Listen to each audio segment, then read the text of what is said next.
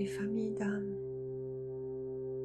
Il y a très longtemps, il y a une éternité, je créais des âmes pour ne pas être seul. Je créais des images, je créais du son, je créais la terre et je créais d'autres planètes, de l'infiniment petit à l'infiniment grand, de l'infiniment grand à l'infiniment petit. Je ne voulais plus être seule. Je voulais créer des êtres comme moi, capables d'évoluer, de grandir, d'expanser leur âme. Je leur donnais donc la possibilité de co-créer et d'évoluer. Je leur donnais un esprit pour qu'ils puissent évoluer individuellement, qu'ils puissent réfléchir, qu'ils puissent être indépendants, différents, pour qu'il y ait la possibilité de choix. Je leur donnais des commandements pour les guider, pour leur montrer comment ils peuvent grandir, comment ils peuvent avancer. Selon mon expérience, selon mon vécu, je pouvais les guider pour les aider, pour éviter certaines erreurs. Mais l'humain est ainsi fait avec son esprit. Si on lui dit ne fais pas ça, c'est pas bien pour toi, il va vouloir le faire car il va vouloir ça expérimenter, il va vouloir le comprendre. Et à cause de cela, l'humain s'égare des commandements que je lui ai donnés, car il veut expérimenter par lui-même, il veut comprendre par lui-même, il veut ressentir, il veut être par lui-même. Et ceci est une bonne chose. C'est pourquoi les choses difficiles qui vous arrivent, les fins de vie, les fins d'époque, toutes les fins de quelque chose sont le début d'une nouvelle chose, sont l'expérience que l'humain a vécue, l'expérience que l'humain avait besoin de vivre afin de passer à autre chose. Toute fin est le début d'une nouvelle chose. Et cela est magnifique. La continuité, la transformation. C'est comme cela que l'être humain s'épanouit. C'est comme cela qu'il peut ressentir de l'amour, du plaisir, de la joie. Après avoir mis un terme à certaines choses, avoir dérapé sur certaines choses, il peut continuer sa route. Et à chaque fois, il comprend quelque chose, à chaque fois, il est satisfait, il est rempli par ces nouvelles connaissances, ces nouvelles sensations, ces nouvelles émotions. Et comme ça, l'humain se sent complet, se sent vivant. L'âme fonctionne un peu de la même façon. Elle a aussi besoin de nourriture pour grandir. Elle a aussi besoin de buts à atteindre, de défis à relever. Elle se nourrit de ces défis à relever. C'est comme cela que ça lui apporte la satiété. Une fois que le défi est relevé, une fois qu'elle a réussi à expérimenter, à comprendre, à pardonner, à remercier, à être dans l'amour de cette chose qui était difficile pour elle. Une fois qu'elle y arrive, elle ressent ce grand bonheur d'y avoir réussi, ce grand bonheur d'être encore là pour continuer. Elle ressent toute la nécessité de toutes ces difficultés qu'elle a vécues, tous cela devient une évidence, tout cela devient normal. Et malgré les difficultés, elle n'a plus qu'une envie. Passer à la suite, avoir d'autres défis, d'autres difficultés. Elle sait que c'est difficile, mais que la récompense est très grande. La récompense est magnifique. La récompense est énorme. Une fois l'amour retrouvé, une fois la divinité retrouvée, la délivrance est grande et belle, magnifique. L'âme a donc un besoin perpétuel d'évolution, comme toute création. Selon la famille à qui elle appartient, l'âme a différentes envies et différents besoins pour s'épanouir. Selon sa famille d'âme, l'âme va vouloir expérimenter des choses différentes, comme le professeur ou l'élève qui fait partie de la famille de l'enseignement, va vouloir tout comprendre en tant qu'élève, va vouloir tout comprendre en tant que professeur, pour pouvoir à son tour enseigner également, donner de la connaissance pour permettre aux gens d'évoluer à leur tour. Ces âmes-là ont donc énormément de plaisir à vouloir enseigner aux autres, à vouloir montrer aux autres comment il faut faire. Ce sont des gens qui auront une grande capacité d'assimiler, de mémoriser toutes les informations pour acquérir ces grandes connaissances. Et il y a des domaines bien différents dans l'enseignement. Certains vont se diriger vers le côté mathématique, d'autres vers la physique, vers la géographie, vers la science, vers l'histoire, vers les religions, les histoires des religions, les époques, les temporalités. Une fois dans la temporalité, nous nous rendons compte de la dimensionnalité. Cela nous emmène vers d'autres compréhensions, vers d'autres choix, plus loin que la dualité de notre terre, plus loin que la connaissance toute simple que nous avons sur cette terre. Cela nous emmène plus loin, beaucoup plus loin. Cette connaissance est infinie. Les portes s'ouvrent sur d'autres portes. La connaissance s'ouvre sur d'autres connaissances. Et cela n'a pas de fin. Mais revenons sur l'exemple de la terre. D'autres enseignants s'intéressent également à la parole, la psychologie, la discussion. D'autres sont intéressés sur la compréhension des langues qui permettent la communication entre les gens, la compréhension entre les différents peuples. L'amour d'une langue, comme par exemple l'anglais ou l'allemand, va vous amener à l'amour d'autres langues, va vous amener à la culture de ces différents peuples, à la compréhension de ces différents peuples. L'amour de cette langue va vous amener à ces différentes époques où ces différentes langues ont été parlées, où elles ont pu évoluer. Et comprenez bien là que tout est lié. L'amour d'une chose vous en amène à une autre. Tout comme l'envie d'enseigner à la base va vous emmener par exemple à une langue qui va vous amener à une époque, qui va vous amener à comprendre cette époque, comment elle fonctionnait.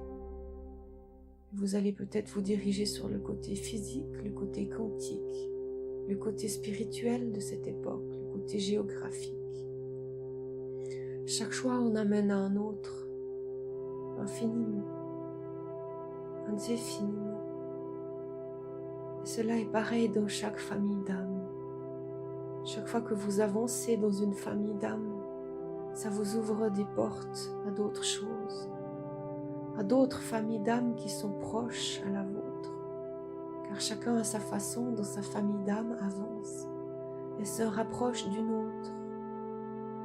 Et pour cela, vous comprenez que vous pouvez faire un même travail, vous pouvez avoir une même compréhension, que vous soyez dans une famille d'âme ou dans une autre. Car comme tout est lié, vous vous approchez inexorablement d'une famille à une autre. Il peut y avoir des extrêmes, des aspects très éloignés dans une seule et même famille, tout comme il peut y avoir des rapprochements qui vous rapprochent à d'autres familles. Donc, dans l'étude de ces familles à qui on donne un nom, pour vous, pour comprendre sur la Terre, il peut y avoir certaines divergences, il peut y avoir certaines ressemblances. Mais tout cela est juste, car tout cela est lié. Et toutes ces explications que vous recevez de moi, des anges, d'autres planètes, toutes ces informations que vous recevez du monde de l'un sont perçues par vous, sont traduites par vous, pour que vous puissiez y mettre des paroles, pour que vous puissiez ça écrire, ça parler, ça diffuser, ça communiquer. Et tout cela est parfois difficile de mettre des paroles sur des sentiments, sur des émotions. Tout comme dans une langue, vous trouvez des mots qui n'existent pas dans une autre langue. Un mot convient bien pour expliquer une émotion, une chose dans une langue, et vous ne trouvez pas d'équivalent dans la traduction d'une autre langue. Et c'est pour ça, quelquefois, il est difficile que toutes mes paroles, toutes mes instructions soient comprises par vous exactement, car il manque certaines possibilités de traduction pour qu'elles soient exactes, pour qu'elles soient pures. Mais cela se fait quand même, et cela est bien. Et comprenez que ces petites différences, ces petites nuances qui peuvent vous paraître quelquefois contradictoires, ne le sont point. Cela est juste dû au manque de mots pour comprendre et pour expliquer. Et si un point vous semble obscur, si un point vous semble difficile à comprendre, sachez que vous pouvez à tout moment demander des explications, des compléments d'informations. Vous pouvez le demander soit vous-même directement, ou soit en passant par l'intermédiaire de personnes qui font du channeling, qui arrivent à communiquer avec moi et avec les autres êtres de lumière. N'hésitez pas donc à leur poser des questions. Ne restez pas sur des doutes, sur des incompréhensions. Nous serons heureux de vous répondre. Nous sommes heureux de travailler avec vous. Nous sommes heureux que vous nous compreniez. Nous sommes heureux quand vous nous posez des questions. Car nous sommes heureux quand vous évoluez, quand vous comprenez, quand vous grandissez, quand votre âme peut s'expanser, tout comme j'ai expansé la mienne. À chaque âme qui grandit, j'en suis très heureux. Et je vous suis reconnaissant d'avoir réussi à atteindre ce niveau d'expansion de votre âme. Je me sens moins seule. Je vous accueille dans cette grande famille qui est la mienne, dans ce grand amour. Je vais donc vous parler des différentes familles d'âmes. La famille des enseignants dont nous vous avons déjà parlé en ce moment. Il y a la famille de la communication qui est très proche de la famille des enseignants.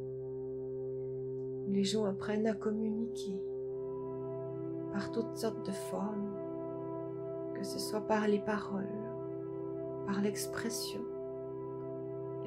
du corps, comme la danse, le théâtre, le cinéma, le chant. Le corps peut exprimer autant que la parole, que l'esprit. Il exprime en image ce que vous n'arrivez pas à mettre en parole.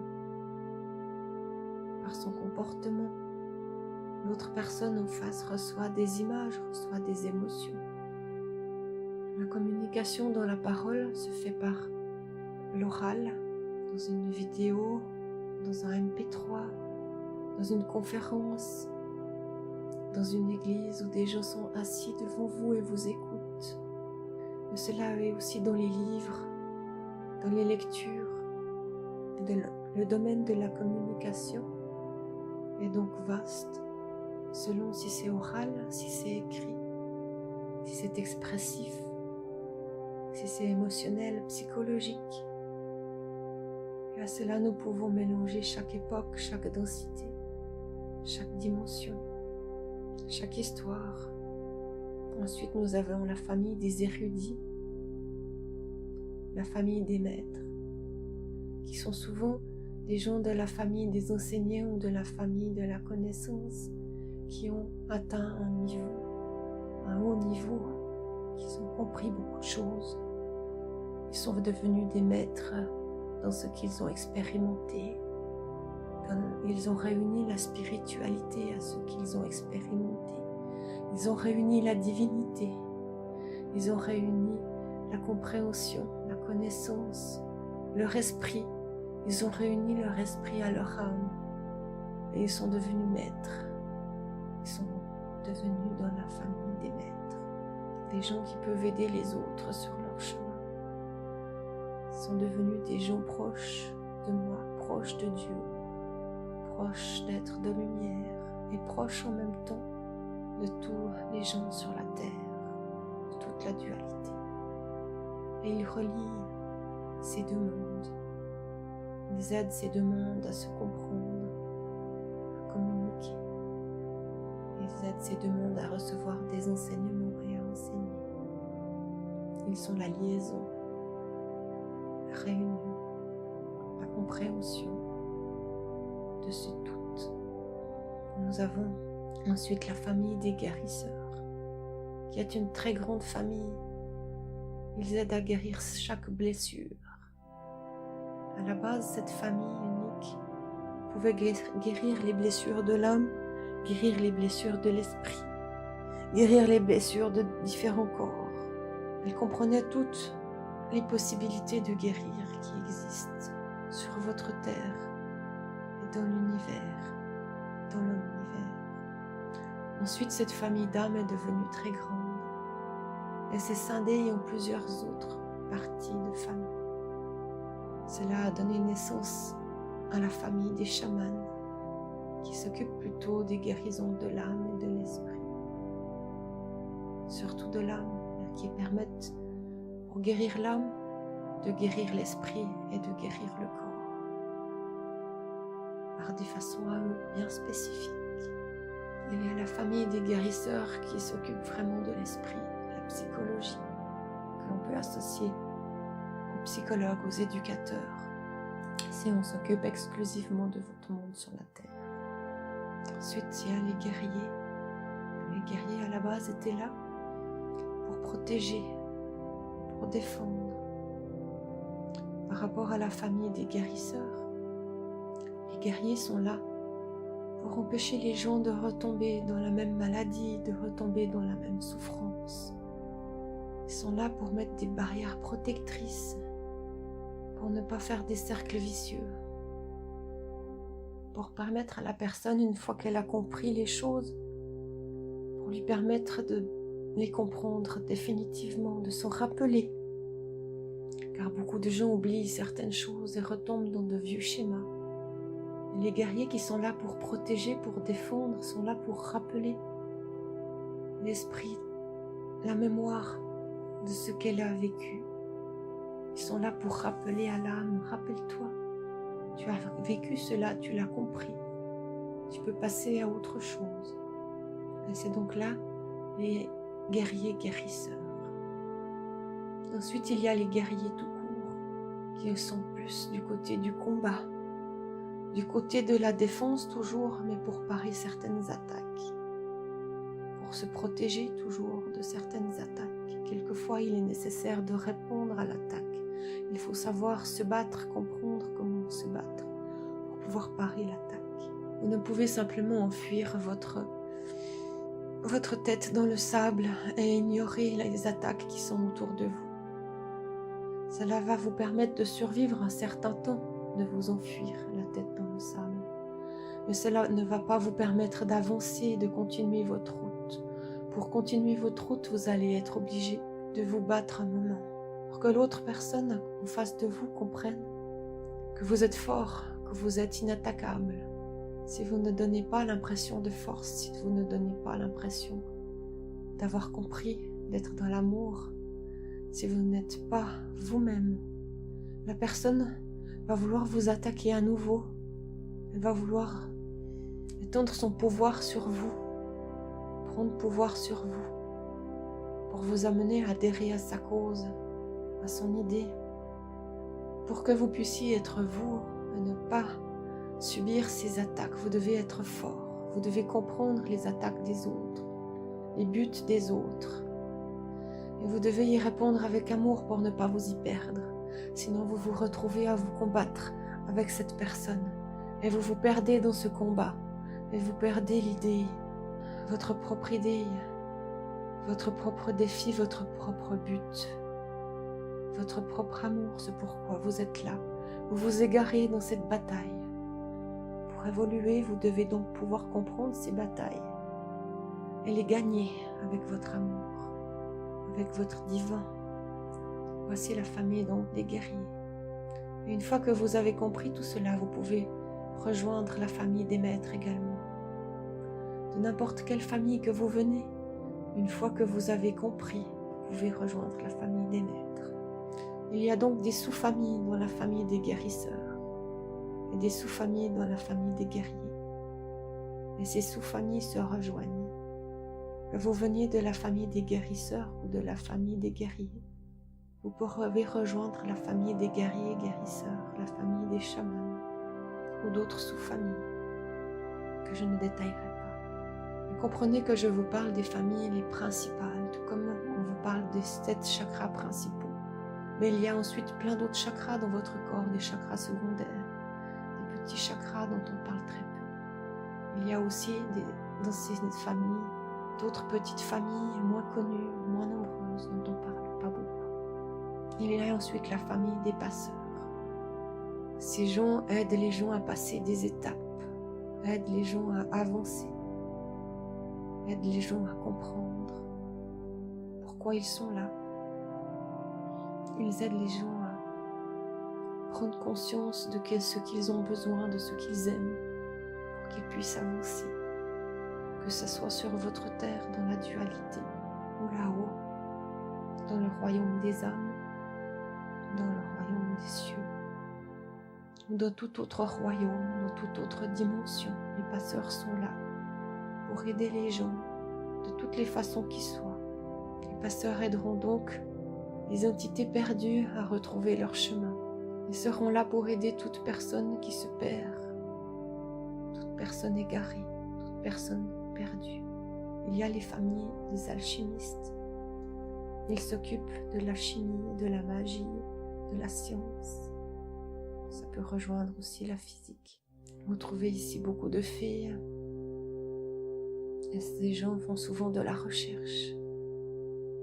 Ces gens peuvent arriver à être de grands maîtres aussi une fois qu'ils ont tout maîtrisé. Chaque fois que quelqu'un d'une famille avance, il fait des recherches, fait ses expériences. Elle passe également par le chemin d'autres familles. Suivre le chemin d'une seule famille est impossible. Tout est entrecroisé, tout est lié. Et quelquefois, vous comprenez donc pas bien à quelle famille vous appartenez, car vous expérimentez aussi le savoir d'autres familles.